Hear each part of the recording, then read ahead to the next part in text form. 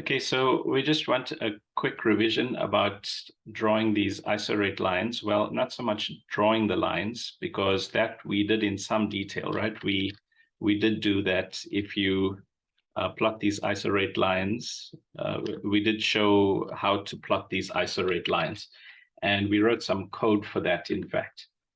And so if I just open up the development that we have around this.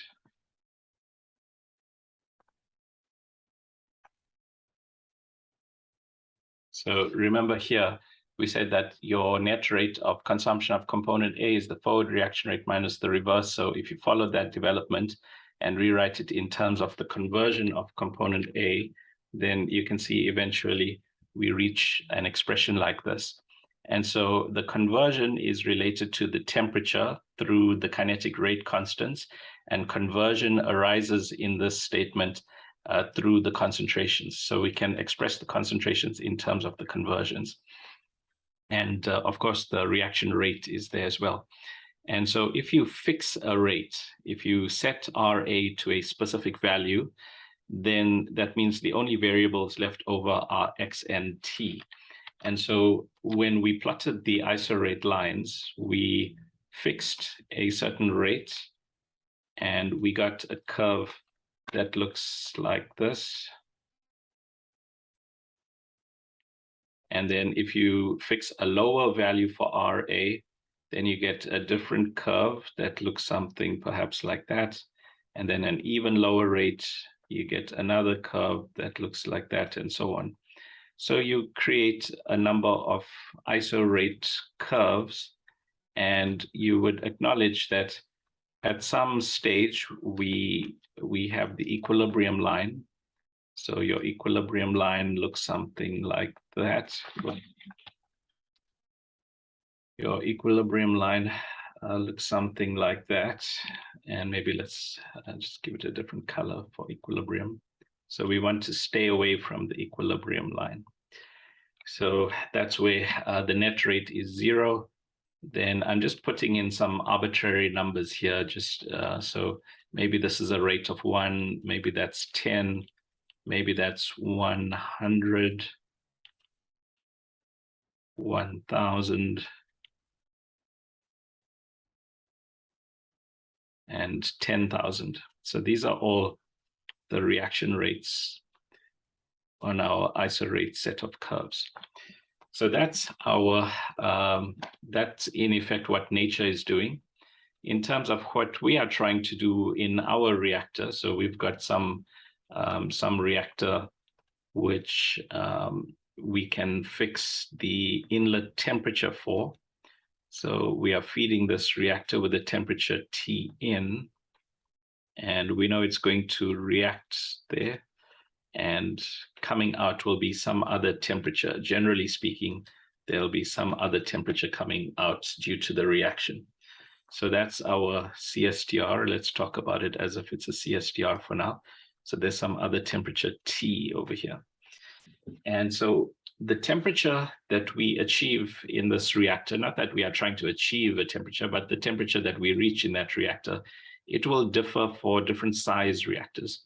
So if the reactor is this size, if it's a smaller reactor, so if this is volume V2 and this is V1, where V2 is less than V1, don't know why I'm struggling like that, V2 is less than V1, then if you think of it, it means that there's less time for reaction in this reactor, right? There's if we are assuming the flow rates are the same, so let's say the molar flow rate here is F, and here it's also F. So let's say it's 100 moles per second in both cases, but the second volume is smaller. So V2 is less than V1. So you've got the same flow rate through a smaller space.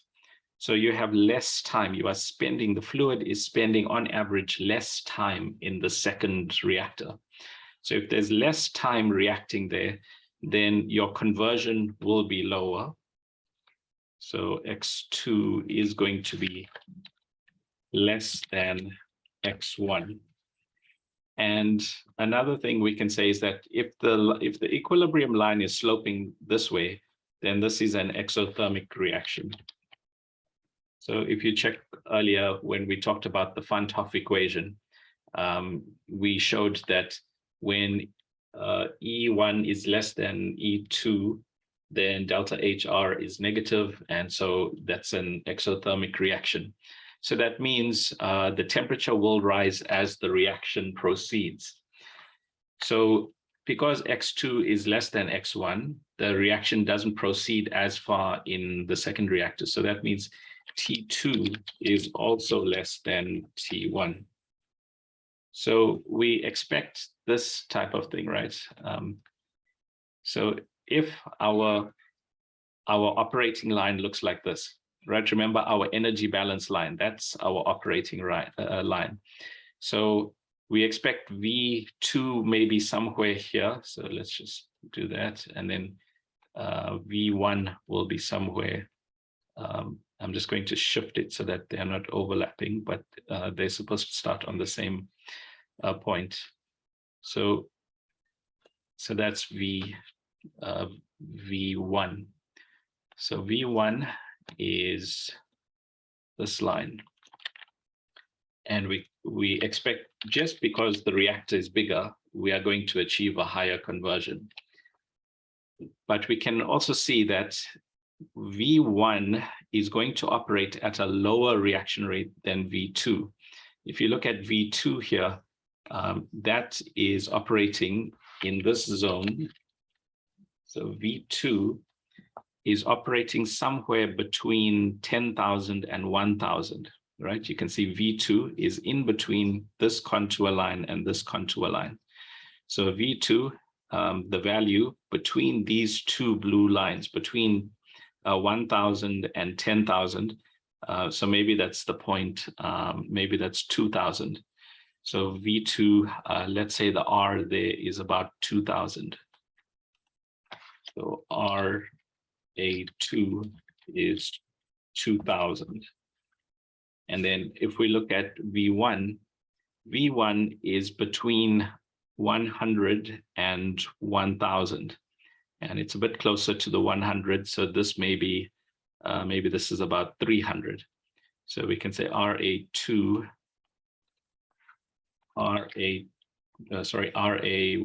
right? RA1 is about 300.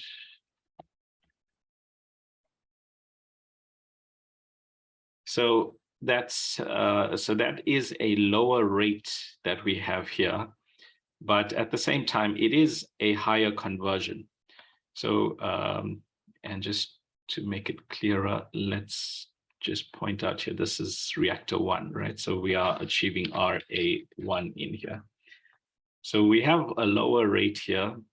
It is a bigger reactor, so we are getting to a higher conversion.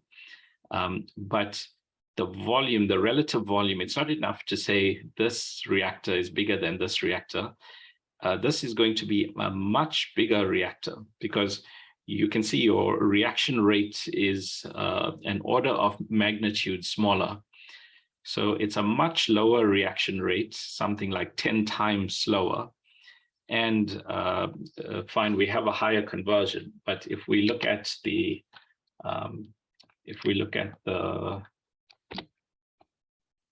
design equation, right? Remember, V equals FA naught X over minus RA.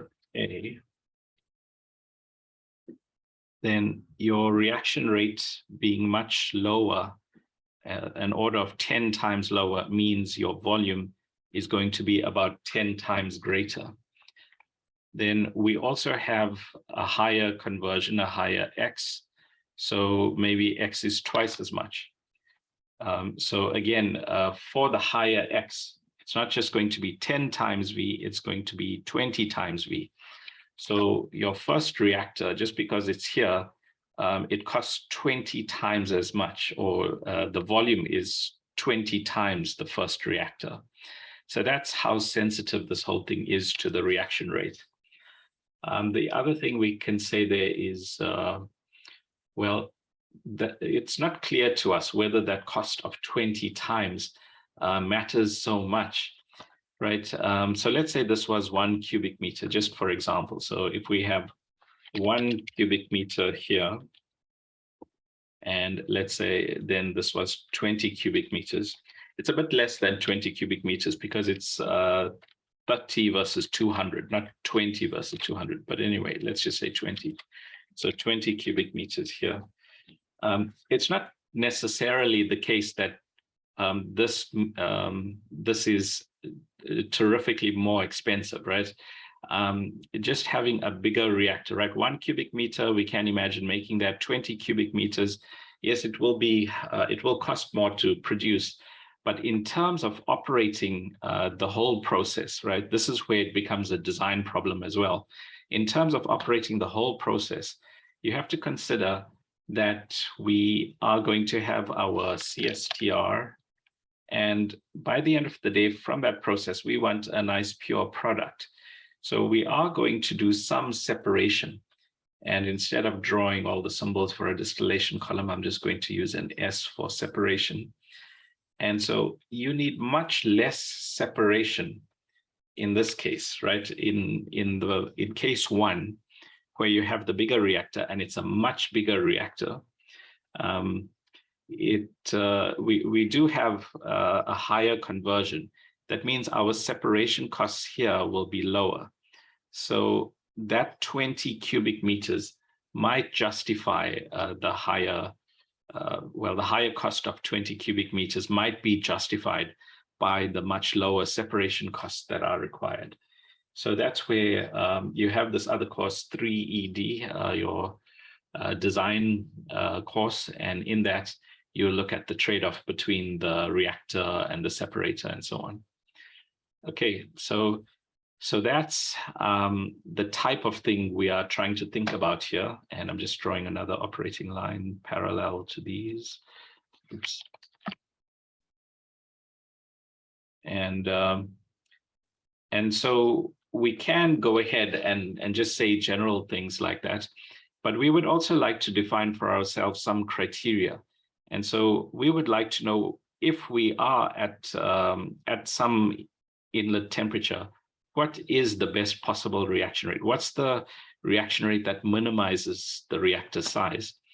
And so if we look here, we can say, well, if my inlet temperature was this value, then I can see my best temperature is going to be this one, right? Because if we look along this line, we are between 100 and 1,000. Oh, sorry, we are between 1,000. So this line is 1,000 and this line is 10,000.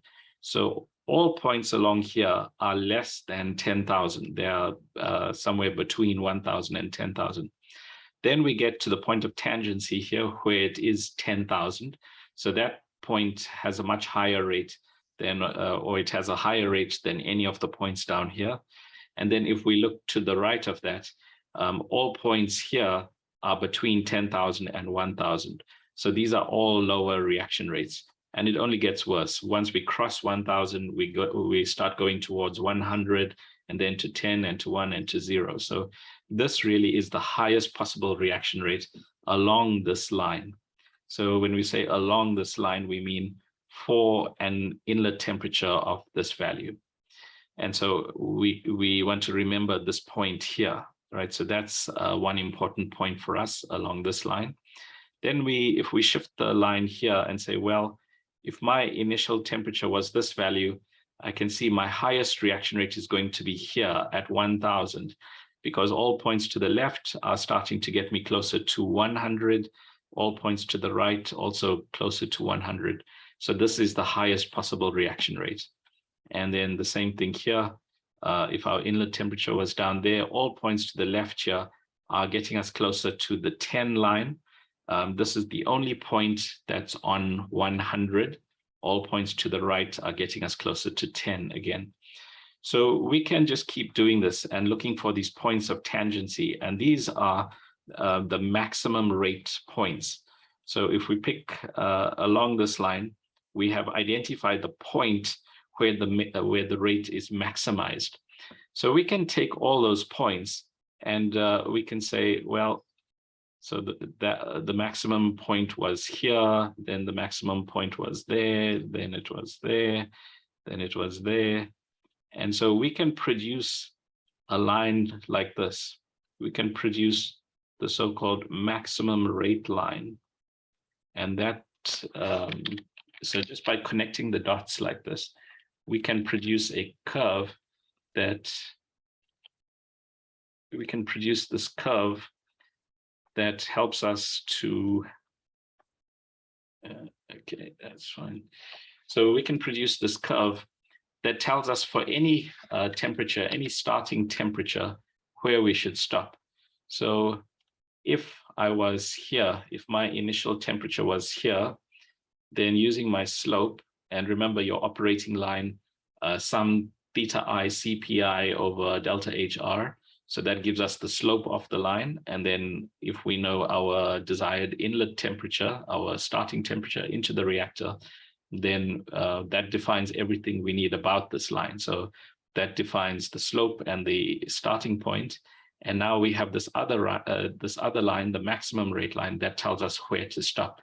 So that tells us the point we want to operate that reactor on. So the whole reactor is going to sit on this line, right? So that's the maximum rate line. Then we said, well, what if we have, instead of a CSTR, what if we have a PFR instead? So if we have a PFR, then the situation is different, right? In the case of the PFR, we can identify a zone in the reactor that corresponds to each point along our operating line. So if this is our operating line, we can pick points along this, this line, and we can find a region in the reactor that corresponds to that point. So for example, if we pick this point, conversion of this value, right? Then if we think about the PFR, remember, we can plot x as a function of z. We can solve the equation x as a function of z, and we'll get some continuous curve. And so we can look up. So for this value, there will be some point in this PFR, let's say it's here, where we can find a z position where that happens, right? And that's obviously different to the CSTR. In the CSTR, everything is immediately on, it's on one conversion everywhere. It's only in the PFR where the conversion is changing along the length, right? So in the CSTR, we jump immediately from this point, and then we jump straight to this point. So in the CSTR, we have instantaneous mixing, right? We enter as a pure reactant, and immediately, instantly, we are mixed with everything in the reactor, which includes component B. And so everything jumps straight to this point here. In the case of the PFR, we enter as pure A, and A gets converted as it chugs along and passes through this PFR. So we do get all these, we do find all these different points along the PFR. And then what we said was, if we were to stop at this point, then then it means that, or if we make this PFR only long enough to exit at the maximum rate, then that would be something of a loss, because why would we exit just when we achieve the highest reaction rate? We might as well go for a bit longer and enjoy that high reaction rate further until the reaction rate got too low. So in the case of the PFR, we would rather go for longer, and we would rather go beyond the maximum rate line. And then, of course, we start to get to regions where the reaction rate is too low. If we go too far, if we go too close to the zero, then the rate is so low that that we'd need an infinitely long PFR to reach there. So instead, what we do is limit ourselves back using a simple engineering rule of thumb of 10 degrees. So what we do is we take our equilibrium line. So we'll say, well, the equilibrium, if I were to reach equilibrium, I would reach this point, right? So once more, we use the same operating line and we extend it all the way to equilibrium. And then we say, well, I don't want to go all the way to equilibrium. I know I'll need an infinite size reactor if I were to do that. So instead, what I'll do is look at that point that I get. So that hypothetical equilibrium, I know I can't reach there. So I'll extend that down. So that's, and I can extend it all the way down to read off the equilibrium temperature. And then I'll stop 10 degrees short of that. So if I look to the left by 10 degrees, so if I just take a 10-degree margin away from equilibrium, then that will define a point where I can stop. So that defines the end point, the desired end point from for our PFR. And so we've now chosen that point, and then that defines the conversion that we'll stop at. Okay. So that's how we design the PFR. Okay, 1 second.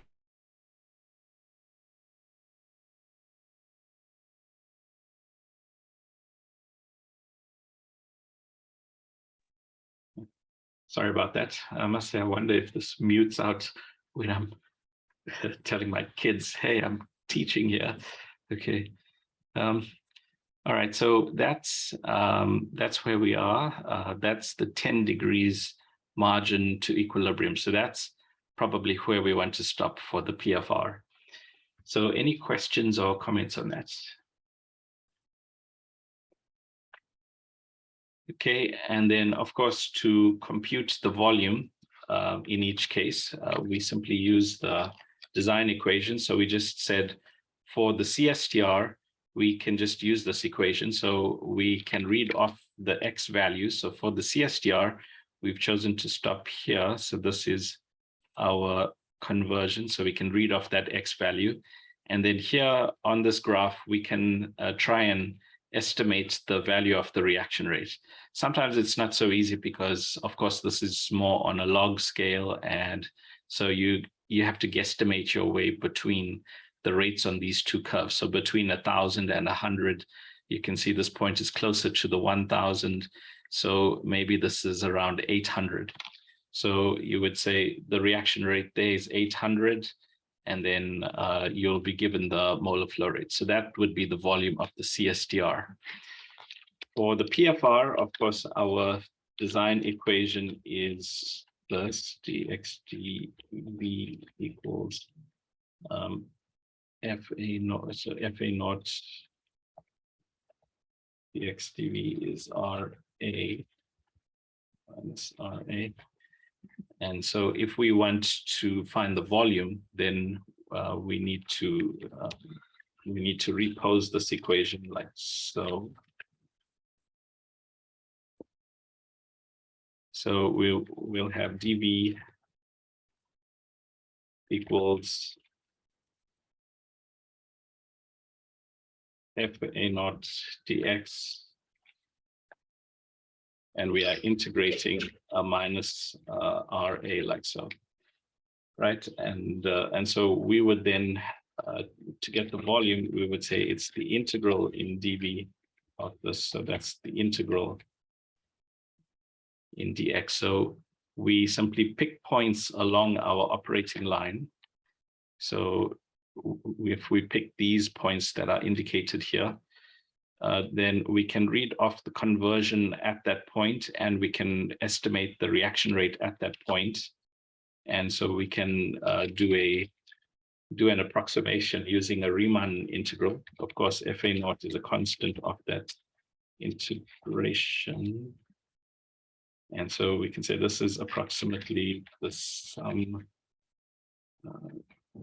delta x I over R RAI, right? So we can take panels here, so you can work out a delta x there. You can guesstimate an RA here, and so you stick those in, and then you add your way up until the end that you've chosen, and then that will define our volume in that PFR. Okay. Okay, so that's how we navigate our way and design our reactors along these ISO rate lines. So that is, let's see, we can also think about the batch reactor. So in the batch case, we have the equation looking like, I guess we write it as dCA dt equals RA. That's our starting point there. And of course, we can then choose our volume. So we can rewrite this in terms of, so 1 over V times the number of moles in the reactor, moles, not molar flux, right? And we can rewrite this in terms of the conversion. So we can write this as N A naught, the initial number of moles of A, and XA. So we need a minus sign for that.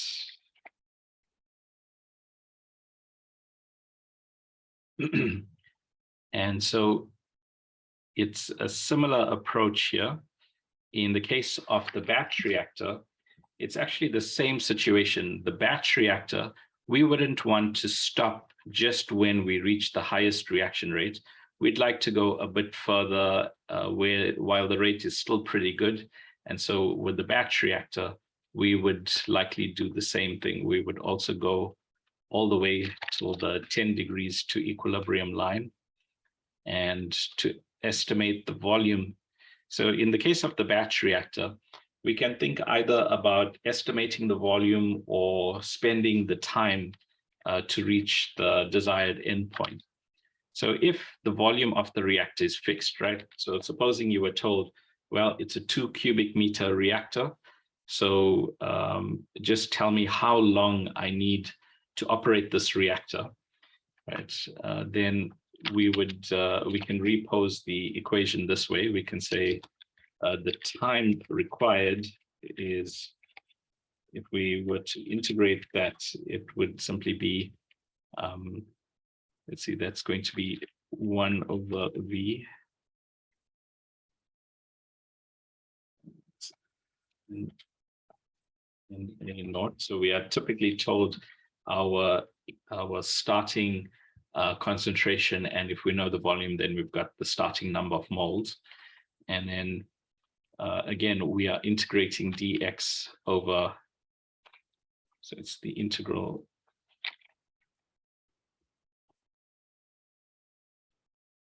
of dxa over RA, noting that RA is a function of X.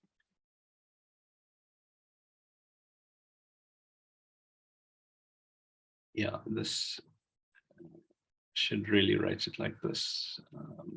Okay, let's redo this.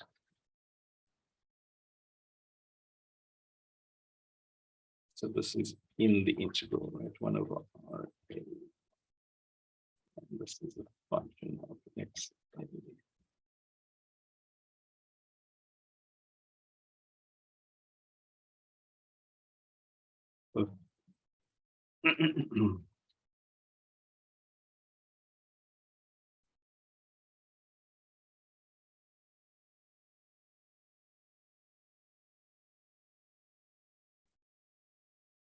I'm wasting too much time on this now.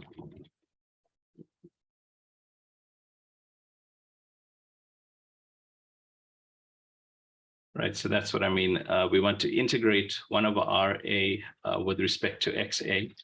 And so again, we just integrate up there and we take the same Riemann type integral to do this. And that will tell us for how long to run that batch reactor. Okay, so that about covers it, I think. Any questions or comments on any of that?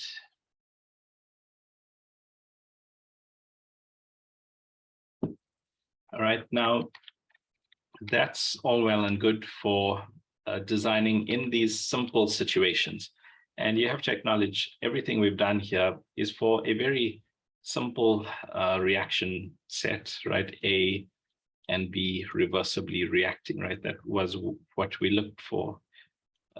Now, of course, the real world case is often more complicated than that. And so in a real world system, you have more complex reaction types. And so we need to think about what's going to happen to our energy. And in a more complicated situation, our energy balance doesn't behave in such a straightforward way. So that brings us to this topic. We'll talk about why it becomes nonlinear dynamics. So you may have heard of this field, nonlinear dynamics and chaos theory. And just to introduce some of the ideas behind this field, if you have a system of equations that look like this, where there's some state y, so for example, this could be the temperature in your reactor, and you are interested in how the temperature is changing in time, then you obviously can write your physicokinetic relationships here, and you can integrate that forward in time. Then it might be the case that you are affected by other gradients in the system. So it might be that temperature by itself, it doesn't only depend on the temperature, it depends on other state variables. So the rate of change of the temperature might be connected, for example, to the conversion. And that's our case, right? We have both energy and mass changing at the same time. So if that's the case, then we will have a vector of values behind y instead of a single number. And so if we have cases where we have more than one variable, we could start to see some interaction between those variables that complicates the dynamics of how this turns out. So just to talk about that, let's make another picture.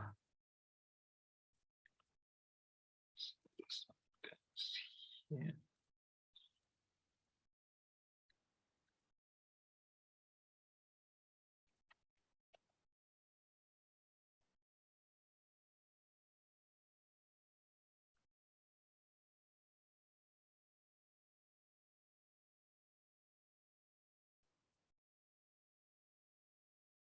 So imagine the case where you have temperature and conversion. I'm just showing them both on the same axes. And these are changing in time. And so imagine that your conversion was rising in some way. And then let's say it's an exothermic reaction. So as your conversion was rising, your temperature was also rising. But then as your conversion reaches very high values, then you start to get limited by the reverse reaction rate. And so your conversion then starts declining. Well, it won't go down, but it will start to become limited. And then let's say, for instance, that your cooling jacket fails, or that you suddenly apply unusually high cooling, then your temperature starts getting forced down. And then maybe you start favoring the reverse rate. So maybe your conversion does go down. Or so the point is, these two are related. It's not as if the change in the one doesn't affect the evolution of the other. And so we have an interacting pair of equations. So we have an interacting pair of equations. And so we can say that we have dt is some function of temperature, and it's a function of conversion. We know through the reaction rate, it's a function of conversion. And then we know conversion is definitely a strong function of temperature. So the conversion is also dependent. So these two equations are interacting with each other. And this is not the only situation where this can arise. Even if you have a single equation, let's think about, for example, the diffusion equation. So if you have okay, let's take dCA dCA dt. And let's say you have the diffusion equation, so dAV, and you've got d2CA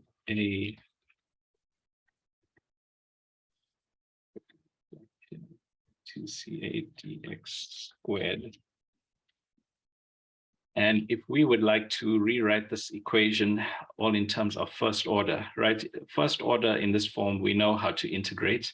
So let's even say that this is at steady state. So we're not worried about the time. So even in a simple situation like this, let's say this is what we have. We want to know the steady state solution.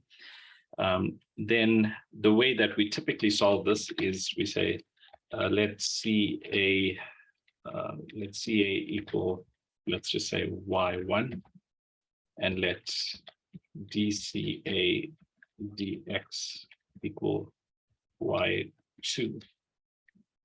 Then we can say that we can rewrite this equation in the form dAV times dy2 dx, right? So if you look at this ddx of y2, right, ddx of y2 is going to be d2CA dx squared. So that's the same as that. So that's why that's the same equation. And then this equation, this equation does depend on us knowing what y2 is. Y2 is dCA dx, and CA is y1. So we can say here, this equation is the same as dy1 dx equals y2. So you see here we have now two first order ODEs. And so even though the equation was originally a single equation, when you reduce the order of the equation, you can get two first order equations. So that's another case where you have two variables that govern the behavior of your system. So we are pointing that out because when you have two variables that are interacting with each other, then it's not so clear what the dynamics of the situation are going to turn out to be. Because one on its own, you can say, well, I can analyze this equation and get some sense for the dynamics. When you have two interacting equations, then that opens up a greater field of possibilities. And let's see, I hope I've got.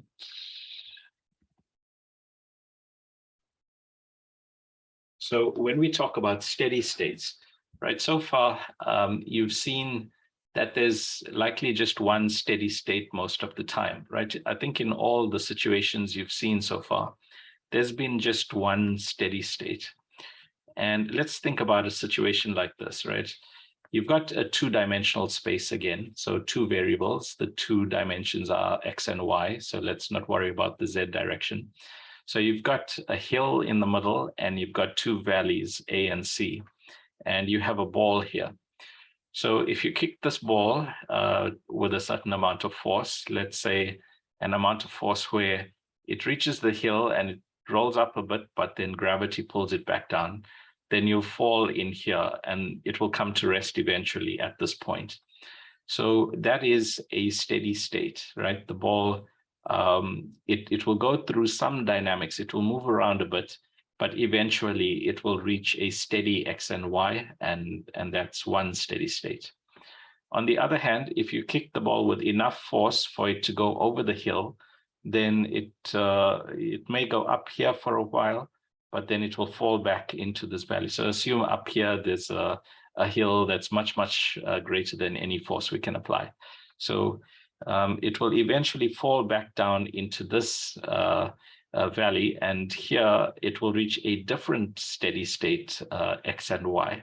And so this steady state is different to this steady state. So you can have two steady states. Now that's not the only steady state. The other steady state is we could walk this ball to the top of this hill here and just place it there.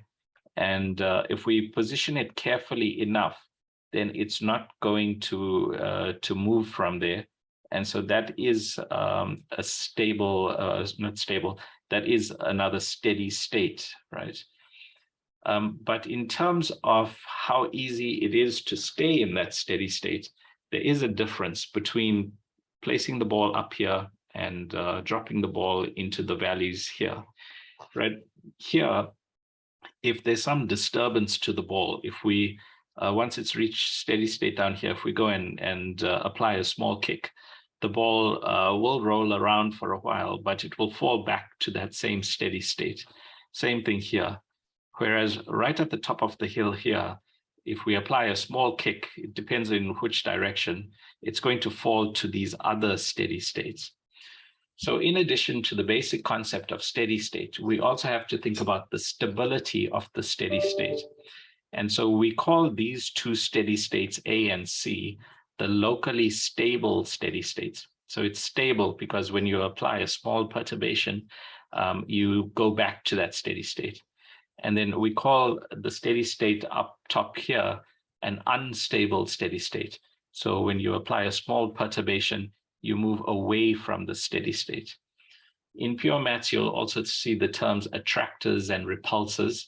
So this steady state is an attractor, right? If you start at any position away from that point, you tend to be attracted back into that point. So that's an attractor, and that's a repulsor. You are in effect repelled away from that. Okay, so that's what's possible, right? That you can have multiple steady states. The situation is not as simple as we've been led to believe in the earlier parts of chemical engineering. You can have multiple steady states, and stability is an issue, right? How easy is it to stay on that steady state? So sometimes a steady state is desirable. So for example, if this was a reaction space and maybe valley A was more desirable because we had a higher reaction rate there or something like that, then we would want to stay away from valley C. We would want to get to valley A. And so we would have to apply control to get to that point. So in the fourth year of study, of course, there's the field of process dynamics and control. And so looking at an overall dynamics picture, looking at all the possibilities in our state space, and identifying a state we want to operate at, we have to design a control system to get us there. So in our example here, the control system would be in the mind of the person kicking the ball. They have to have the right training and nervous system to be able to kick the ball to the right steady state. So that will be developed in more detail about control systems around that. But for now, what we want to do is be able to analyze our design equations and be able to figure out where these kinds of regions exist. And so let's go back to our simple CSTR and let's look at our energy balance. So we know we've got that for our mass balance. For the energy balance, we also know we've got this equation. And now we will assume that we have heating and cooling. So we've got some kind of heat exchange in that reactor. The rest is the same, right? Here we've got our flow. So the energy state in the reactor as a result of flow, and then the heat of reaction, which is changing from, so the amount of chemical potential energy is released in the form of thermal energy. We are not creating or destroying energy, just converting it from one form to another. So between chemical potential energy and thermal energy, that's what's happening. So if you take this energy balance and now you substitute your mass balance in, right? You see you have an FA naught X over here. So let's substitute for an RAV. So that's what we have here. Everything else on the right-hand side, everything on the right-hand side stays the same. And then we also group out a kappa. So this, we group out this part. So this factor, we group it out of the equation. So if you take this out of the equation, then you get a slightly simpler form like this. And if you read this equation, this is in effect the reaction, all the reaction stuff is on one side, and all the energy transfer stuff is on the other side, right? So this is largely related to the flow of energy through the streams, and this is related to the amount of heating and cooling applied. So the reaction part and the heat flow part, right? Those are the two sides of it. And the way we read this is G, so we call this the thermal energy generated, and this is the removal of energy. So the contribution of energy, the contribution to the energy change due to reaction, and this is the removal of energy due to flow and heat transfer, right? And so these two equations, if you look back at our energy balance, are the two contributors to our overall change in energy. So it doesn't, I don't think it says this in the notes, but a better way to think of this is as follows. So we can say here, dt is equal to G of T minus R of T. Sorry, G of T minus R of T. So that is, if you look at the equation and rewrite it in this form, you can see that's your generation and that's your removal. So that's, and there's some slurry of constants here. I'm just going to write out K. So your rate of change of temperature in the reactor is related to these two groups like that. And so if we think about what that means, so let's do this is from, this was the other day.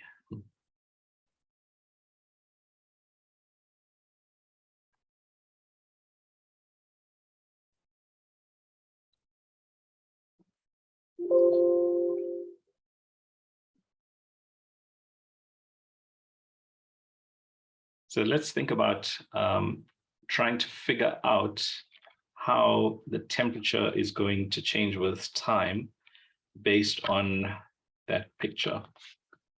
So let's say we could plot two things separately, right? And I really want to show them as two separate things. So here we are plotting temperature as it's going to change with time. And here we are going to plot G and R. And well, let's do it with G and R.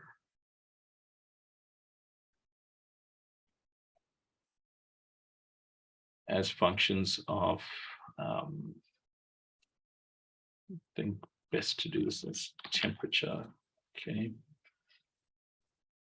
And let's think about, for the different, we can see that G and R do change with temperature. Right? If you look at G,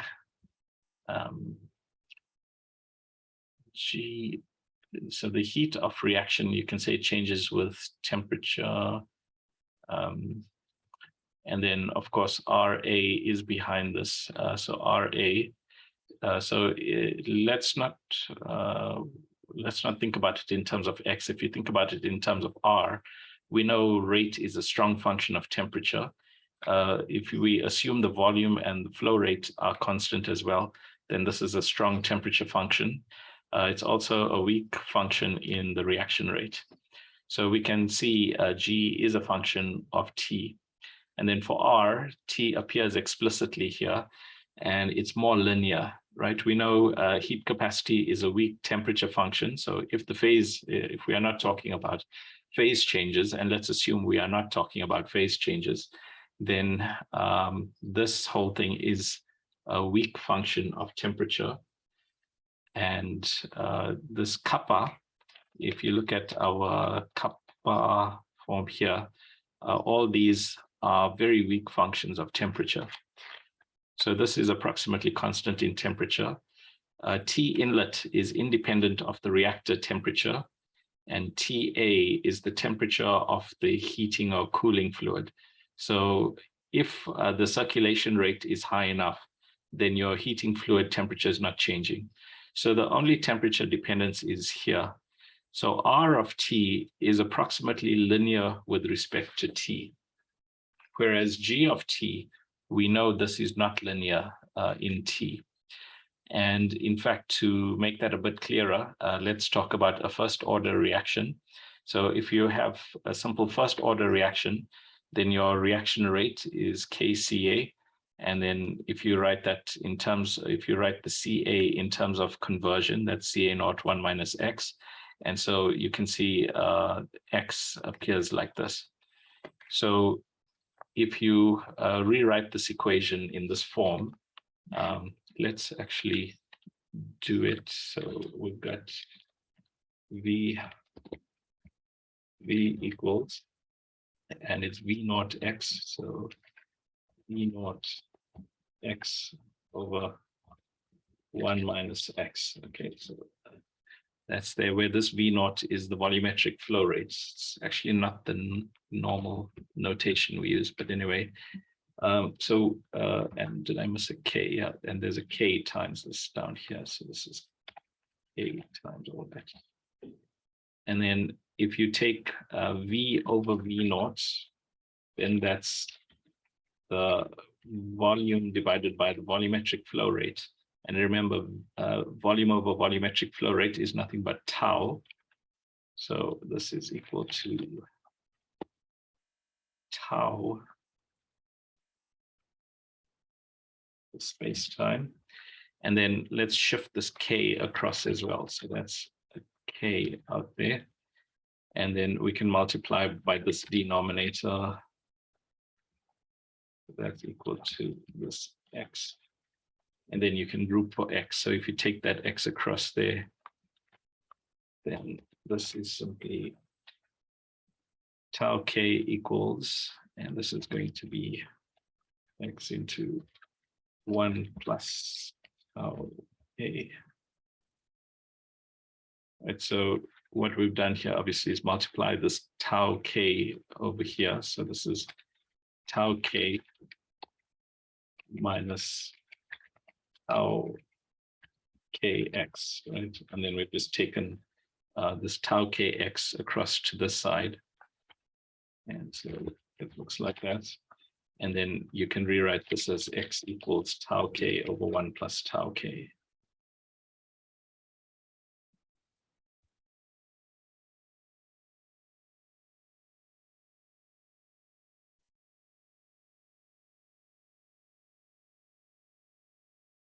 Right, so that's how we get conversion as a function of temperature, right? Because your K is a strong function of temperature.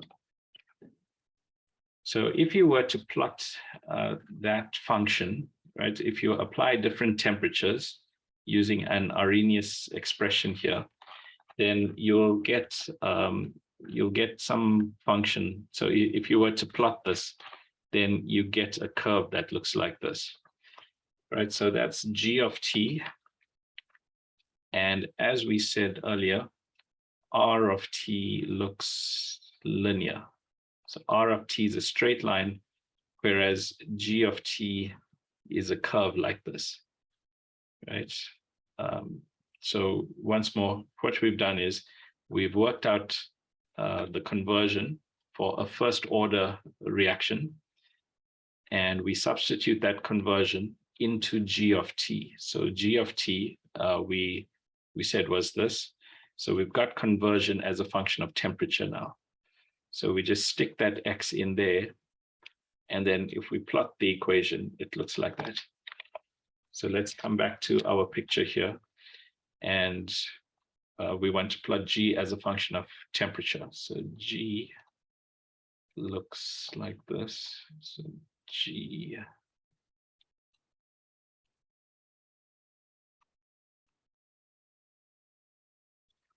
Let's extend that a bit like this. And I actually want to exaggerate the bottom like that, and then okay, that's a bit better. So that's the G line, and then the R line. If we plot that, perhaps it looks like that. Okay, so so remember we said R is linear with respect to T, and then G we've just derived and it looks like that. And now let's imagine what happens as we apply different starting positions. So let's say we started at this temperature. So our initial temperature is here.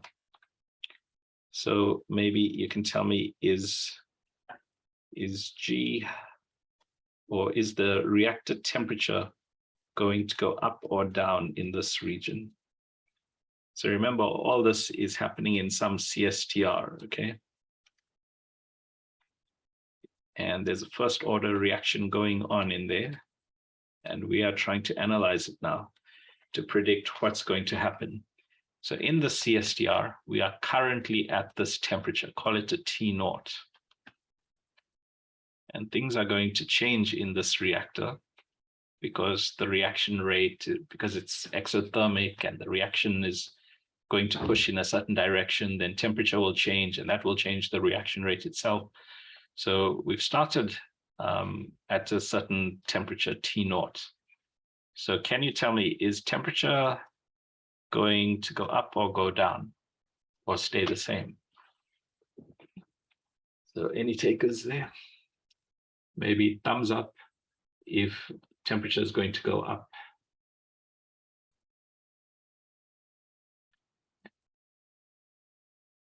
Okay, so nobody says temperature goes up.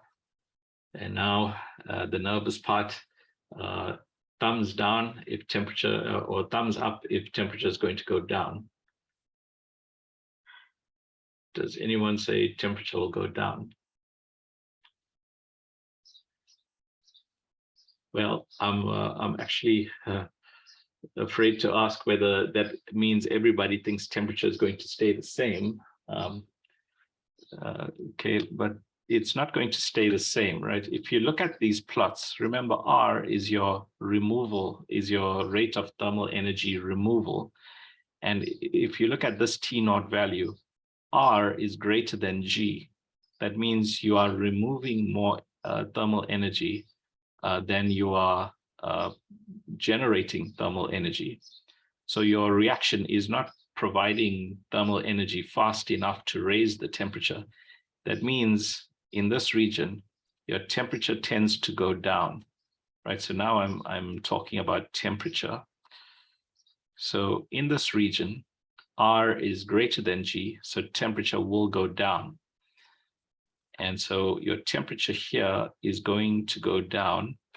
And will it go down indefinitely? Can anyone see what temperature? Can you specify a temperature that we will become limited to? So I think yes, it's between it's at the intersection of the G curve and the R curve. that's right. Thanks. So yeah, the driving, you can think of this difference, the difference between G and R, this difference as a driving force, right? Remember, we've got dt equals G minus R, right? So our rate of change of temperature is proportional to G minus R. So as long as there's some G minus R, the temperature is going to tend to change like that. But as we get closer and closer to the point where they are equal, then G becomes more equal to R. And so you become, in effect, your driving force has gone down to 0. And so you will stop changing when you get close to that point. So yes, you come down here and then there's no driving force anymore, and you start reaching a steady value. So let's see if I can do that, if I can draw that a bit better.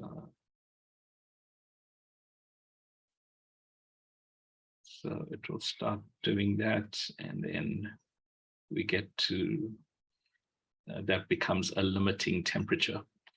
And so that let's call that a specific value. So this is the temperature of, let's just call it a T1. So this is temperature T1.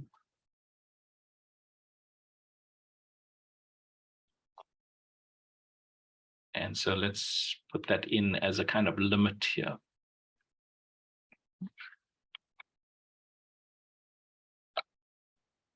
So that's temperature T1.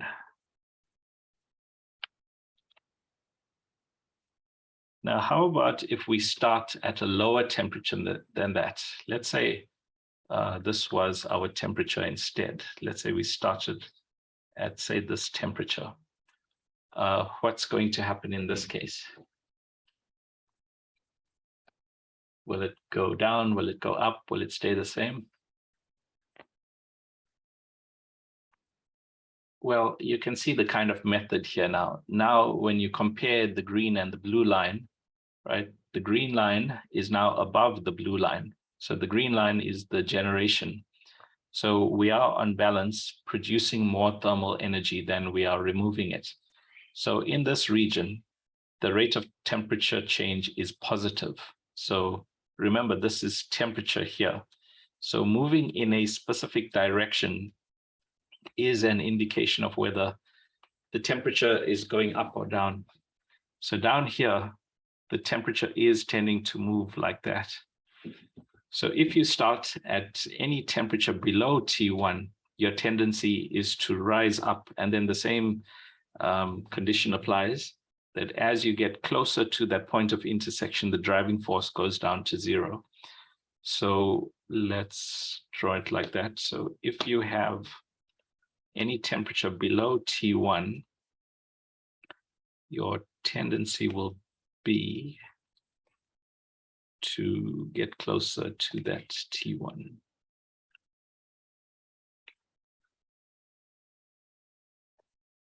Right, so we can start to see that T1 looks to us like a stable, steady state, right? It's like that example with the ball and the hill. So this looks like the bottom of that hill. So this is starting to look to us like a stable, steady state.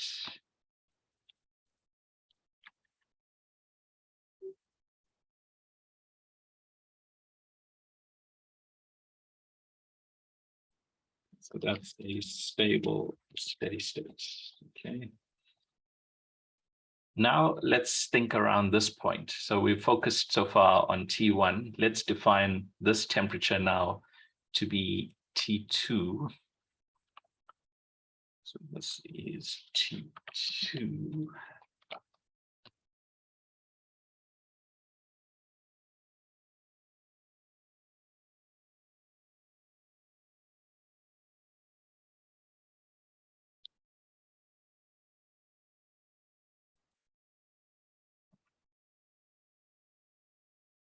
And if we look just to the left of T2, just to the left, your removal rate is greater than your generation rate. So if your removal rate is greater, then you are tending to move in this direction. You're always tending to move in this direction to the left of this point. And we said all that earlier when we looked at T0, right? It's the same case. Your removal rate R is greater than your generation rate G. So you are moving to the left. So at any point below T2, you are falling downwards toward T1.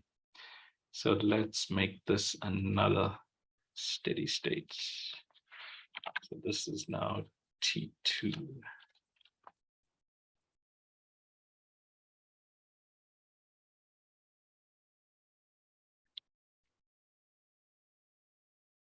So if you start anywhere even close to T2, but just below it, you are going to run away to T1.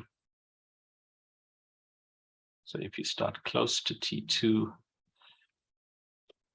you are going to fall down towards T1. So all these starting positions here, all the temperatures in this range, in a way, belong to T1. All those temperatures, if you start at any temperature in that range, you are falling down to T1. For all temperatures in this range, right? And I don't think there's an end over there. For all temperatures in this range, you are also falling up to T1. You could also say for all temperatures in this range, you are falling away from T2, right? That's the other way to look at it. You are moving away from T2. So all these are moving away from T2. And then if you look at temperatures above T2, you've got your generation rate greater than your removal rate. So you are on balance moving in this direction, right? Your temperature is rising just above T2. And you can see that's going to run away to this other temperature here, T3. So let's just label this one as well.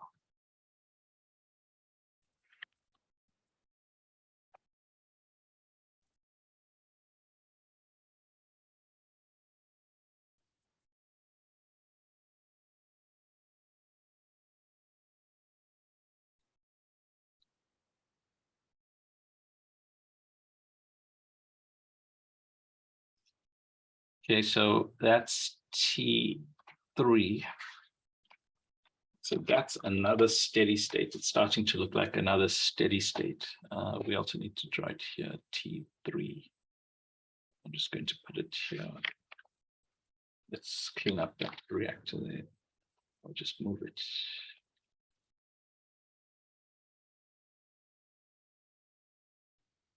So there's our T3.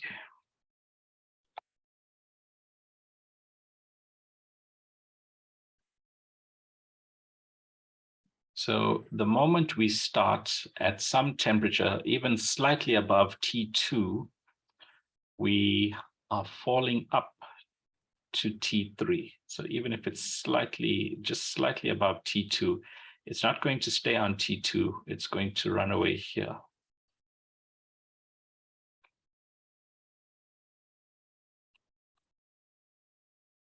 And then if you take any temperature in this range, even if you take a temperature right close to T3, it's not going to run down there. Any temperature slightly below, or any temperature below T3, but more than T2, is going to have the generation rate greater than the removal rate. And so your temperature will tend to rise up to T3. So all temperatures in this range have the same feature.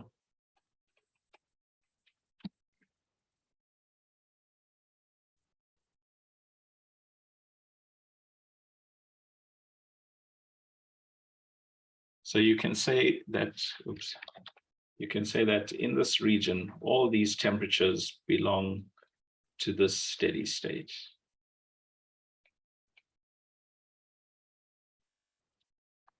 So all these temperatures belong to this steady state T3. So they will all rise to T3. And then you can see beyond T3, there the removal rate is greater than the generation rate. So all those temperatures tend to fall back down to T3. So in this region, it goes to that point. In this region, it goes up to that point. Right, so you can use the arrows like that to work it out. All right, so up here, that's also going to eventually come here.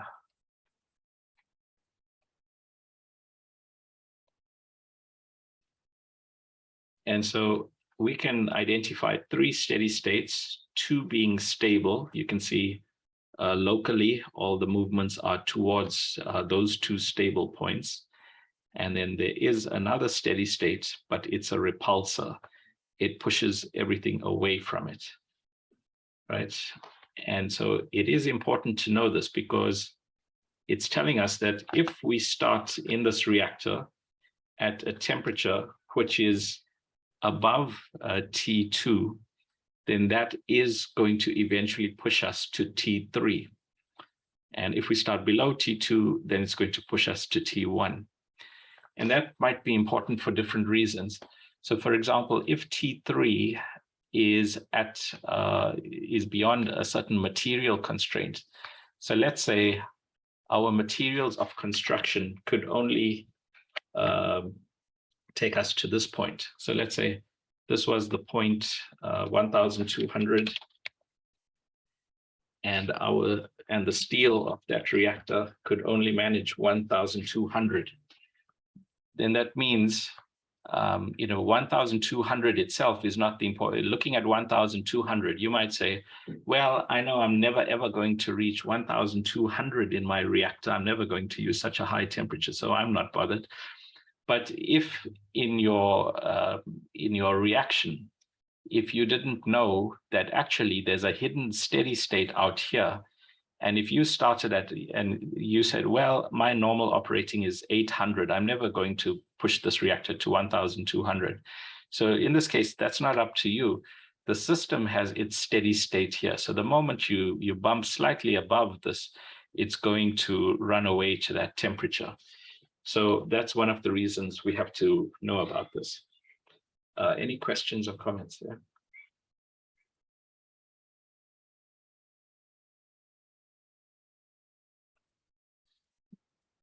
The other side of it is, let's say this was the region we wanted to operate in. Let's say this high temperature happened to be that our material constraint wasn't 1,200, it was much higher.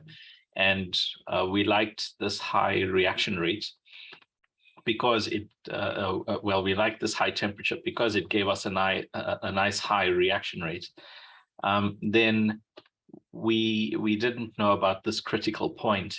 Then the moment the system strayed below this point, suddenly we found ourselves at this low region and we couldn't get out of it, right? No matter how high we pushed the temperature. So we tried adding more heating to the system, which only took us down here.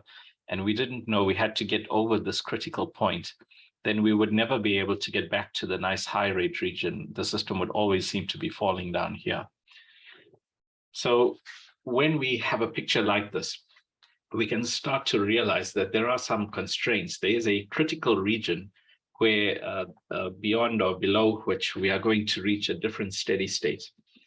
And if you think about this problem, this is a very simple situation. It's not even that we had to imagine something complicated to reach this. For a basic first order reaction, this is the hidden feature, that you can have 3 steady states in your system. Okay, so that's one of the things to note in terms of operating for high reaction rates, and also in terms of safety limits of the reactor. And then having said that, it's not the case that we have no control over this dynamics picture, right? This G and R is not totally defined by nature. So if we go back to this equation, there is less control over G, right? G comes from the fact that this is first order. So if that is the reaction we want to promote, we can't really do much about that.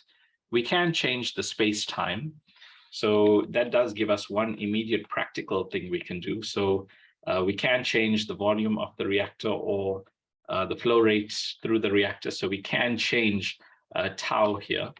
And so that will kind of stretch or compact G.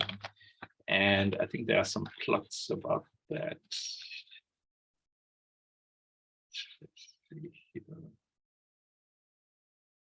So yeah, as you increase G, you see you can shift this curve around. So for example, if you wanted this as the high rate region, but you did have this material constraint, let's say your reactor couldn't take beyond 1,200, then you could shift tau until this intersection point moved to the left of that point. And then of course this would shift also, your T2 position would shift, and so it changes the critical point, but you can get this point within your safety constraint. So you can adjust your flow rate and your volume to do that. And so that's a very practical thing, right? To choose a different volume or to change the flow rate, that's a real thing that we can do. Changing the volume, of course, is a big step. That means a whole different reactor, but you could also just change the flow rate, right? So you can tailor make your flow rates so that you design a better dynamics picture of that whole reactor. So that's one thing you can do. And then even on R, you do have control there. So if you think about R, maybe think about it with that kappa first. So in terms of kappa, remember this is your heat exchange part, your overall heat transfer coefficient. Well, we can't do so much about that, but the area, we can design a heat exchanger with a different area. We can change our flow rate to the reactor. We can change our inlet flow molar ratios. So instead of feeding pure A, we could feed some inert with A. So we can change the slope of this line. So we can change kappa. We can also change TA. We can change the temperature of in the cooling jacket or the heating coil. We've said we can change the theta. So we can introduce inerts, and of course we can change the inlet temperature as well. And I think there's a plot for that also. So yeah, we can change in practical ways how this R curve sits. So we can move this dynamics picture around to accommodate any constraints that we might have, right? So that's one side of it. And let's just save this up.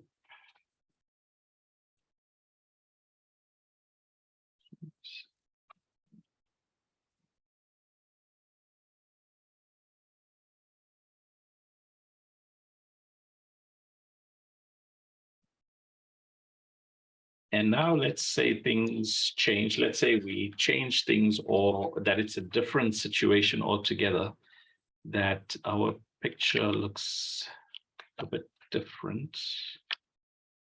But let's just put G down first. What was G, by the way? What color were we using?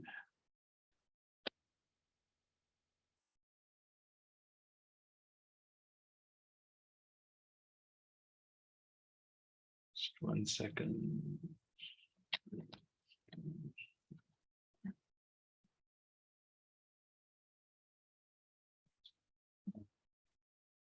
Okay, so let's say this was G. So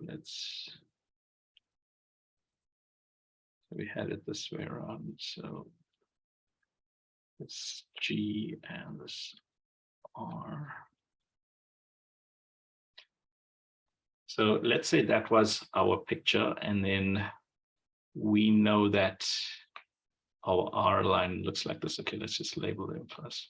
So we've got G, we've got G, and then we've got the R line as well.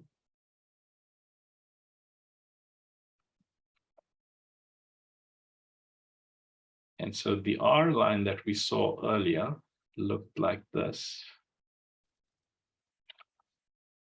And now let's say something happened to change our inlet temperature. So the way R sits relates to the inlet temperature. Where it intersects is not necessarily T in. It's not T in, but it is proportional to T in. So let's say T in changed such that this happened. So let's say G and R actually look like this, because G and R don't always have to intersect in the way that we drew it just now. They R and G might sit in this way, right? Then you see we have a possibly unexpected situation.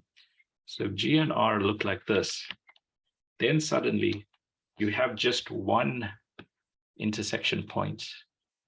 So you have just one steady state in this case. And so no matter what you do, in this case, your system is always going to run to this temperature. And with this temperature is associated a specific conversion and hence a specific reaction rate. So suddenly your whole system becomes stuck at a reaction rate and a temperature that corresponds to this value. And this is not necessarily a good reaction rate, right? In this case, the reaction rate could be small, right? In this case, at this temperature, maybe the reverse reaction dominates.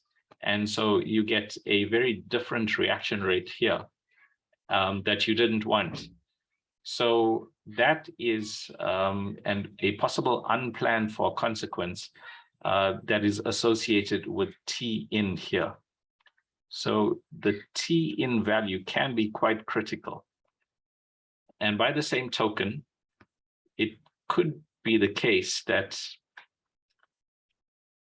our T in value shifted such that we had a situation like this where no matter what we tried to do, we couldn't get the temperature up to the values we wanted to.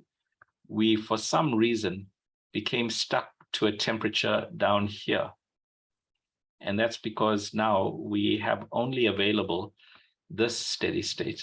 So strangely enough, if you didn't know about this dynamics issue, you would become stuck down here. And there is a specific term for this.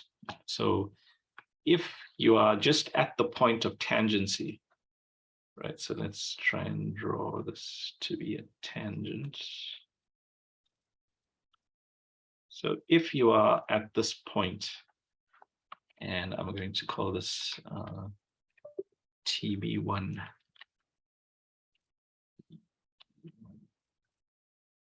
So your inlet temperature corresponded to this bifurcation temperature. So bifurcation means split in two. It doesn't mean anything splitting in two here. It means it's a point of departure. You are departing from the 3 steady state region to a 1 steady state region. Because if you look at any value just to the left of that, you have 3 intersections. So here's along this gray line, you know, you have 3 intersections. Just to the right of this inlet temperature, you only have 1 intersection. So we can identify this temperature, this TB1, as a critical inlet temperature, because just past this inlet temperature, you suddenly are forced to this single high steady state. And it may well be the case that you were happily operating here, right? So maybe this was your optimal temperature that you were operating at, and you weren't too worried about any fluctuations at your inlet. But yet suddenly there was a small fluctuation, and it was only maybe a 5-degree fluctuation. So for the small 5-degree fluctuation, suddenly your reactor ran away up to this much higher temperature that you don't want, where the net rate is low. So it's also important to be aware of these bifurcations. So this is one bifurcation. We can draw another bifurcation here. Oops.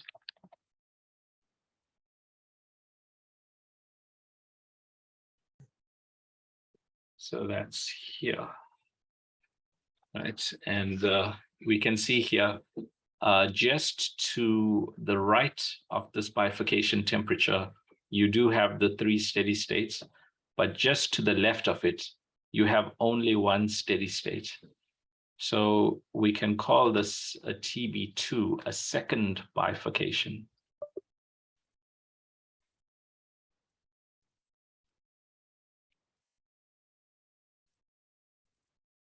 And in chemical engineering, we have a special name for this. We call this T extinction. T extinction, and we call this upper one T ignition. T ignition. So T ignition, because just before this temperature, we could operate in a low region, and then past the ignition temperature, bam, we are forced up to this high temperature. T extinction, we could have operated in nice high temperatures here, but just below the extinction temperature, everything died out and the reaction extinguished itself. So T extinction there. So those are bifurcation points. So bifurcation is where you have a change to your dynamics of your situation. So the dynamic structure, right? So before we had the 3 steady states, and so that is a particular dynamic structure. So we had this nice picture that we drew carefully. We had 2 stable steady states and 1 unstable steady state, right? So that's the kind of picture we had. And now in this new situation, we have only either 1 high or 1 low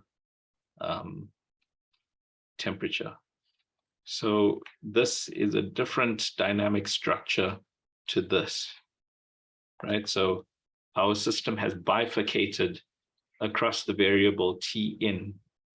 And I must say, if you think of the inlet temperatures, so far, that's been kind of just a detail to us, right? The inlet temperature, oh, we know we use that to work out the amount coming in or the energy coming in. We don't typically think of that as a key influential variable, but you can see that it can be. So that's the kind of thing that emerges when you look at the nonlinear dynamics of the situation. Any questions or comments there?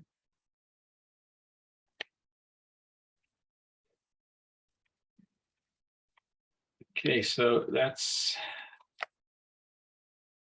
the picture. That's the type of thing we need to look out for. And in the notes, you'll see there is another way to draw this out. Well, so this is what we've been showing right now. Another way to draw this out is in terms of inlet temperature. So instead of plotting G and R against T, we can plot instead the steady state temperatures against the inlet temperature. And so on this picture, it shows explicitly below this inlet temperature, you've got this one steady state. Above this inlet temperature, you've got this other set of steady states. And between the two, you have this stable steady state, these 2 stable steady states, and this unstable steady state. So that's there. Okay. And then this shows us how to analyze this figure. So if you have a picture like this with all these types of features, of course, we'll want to be able to figure out these critical values. So for example, if we want to know where is this point, right? Because once we know this point, we can work out the T inlet that corresponds to that. So if you think about the features of this point, number one, this is where, let's see if we can do it with this. So this is where the values are the same. Right here, the R curve, right? The straight line curves are the R curves, and the curved curve is G. So at that region, we have R equals G. So just it's a point of tangency or intersection. That's where the 2 functions are equal. And then this is a point of tangency. So the gradients are also equal there, right? So you can say here, dr dt equals dg dt. So with those 2 conditions, we can solve for the location of this point. And I think we do some of that here. Yeah. So dg dt, if you just differentiate this expression with respect to temperature, you can see if you regard heat of reaction as approximately weak, it's approximately constant in temperature. Volume is going to be constant in temperature. Yeah, I mean, volume expansion, we don't really, that's very small. Your molar flow is also independent. So all of that is a constant, and then you are left with ddt of R.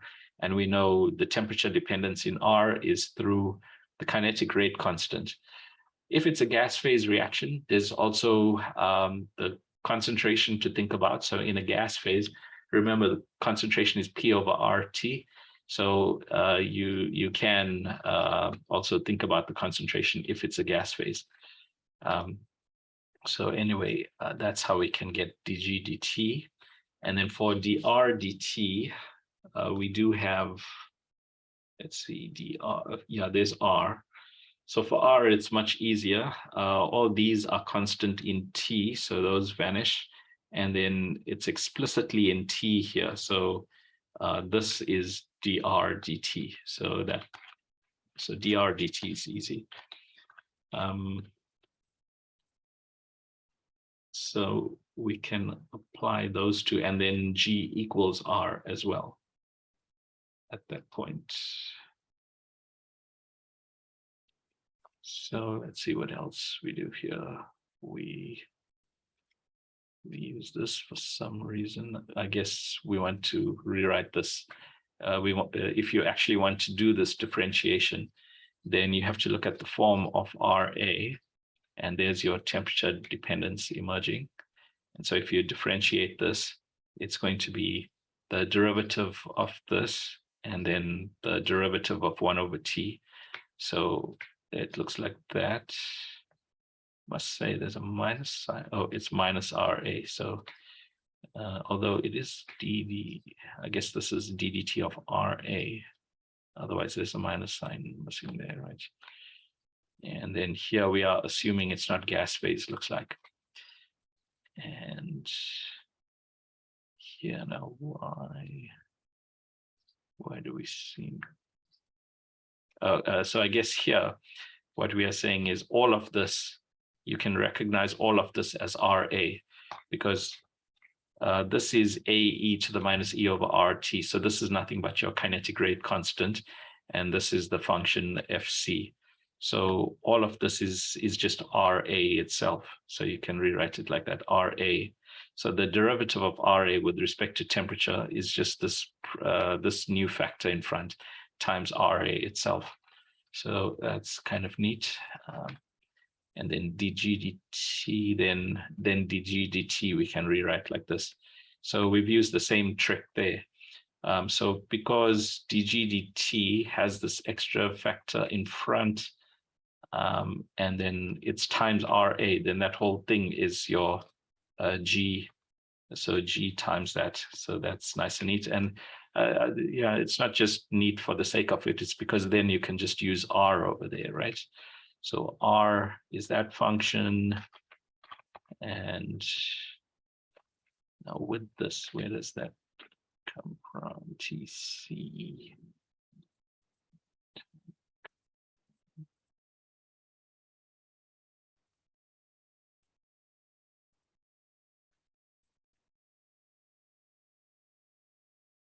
I've lost the plot a bit here.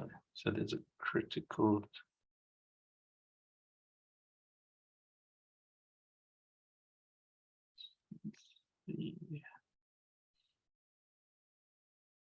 Well, I guess we are saying, looking at temperature itself in terms of the inlet temperature. So if you go to kappa,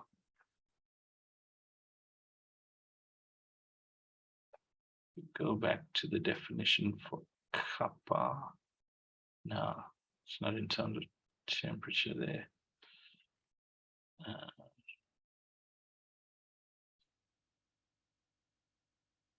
With TC, your critical temperature. Well, here is where we introduce this TC. Oh, well, I guess what we're doing here is saying that this R, so if you look at this, that you can identify a critical temperature here. So at the critical temperature, so we should specify the temperature here is a TC because it is a special temperature. So this is at this critical temperature, you've got that T. So you can define the removal rate at this critical temperature in this way. So you can, yeah, that's just a definition then. So we can extract, we can define this critical temperature because we know this is by the end of the day a straight line. And if it's not at the critical temperature, then we can define a critical temperature. So we call all of that TC. So at the beginning, you can just regard it as a definition. So you stick that in there. And then when you differentiate it, then you get this nice form. And so if you compare the two, then you get that relationship. Right, so this is applying now that dr dt equals dg dt. So dg dt we said was equal to this times g itself, and then this is dr dt is r over t minus tc. Then of course r and g are equal at that point, so those two can cancel, leaving us with this nice relationship. And so that means that at this where this goes more than this value, you only reach the upper steady state, and below that you only reach the lower steady state. So well, no, not below that. There's a different critical temperature. So there's a TC1 and a TC2, if you like. And so it turns out when you look at this, then that it's saying that that's the critical temperature of interest to us. So that's the critical temperature. And so that's how you can easily figure out where these bifurcation temperatures are. So that TC, that relates to your inlet temperature. And so that helps you figure out the danger points for your inlet temperature. So it's not the case that we are just free to pick any inlet temperature as if it was it was just some arbitrary inlet state. We completely change what's available to us in that reactor as we change that inlet value. Any questions or comments there?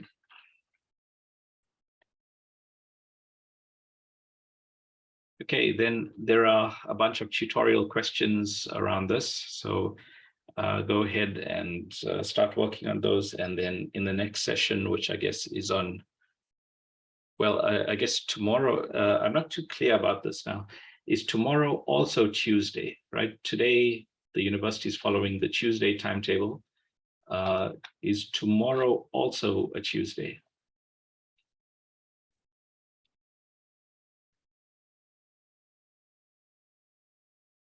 So I assume tomorrow is also a Tuesday.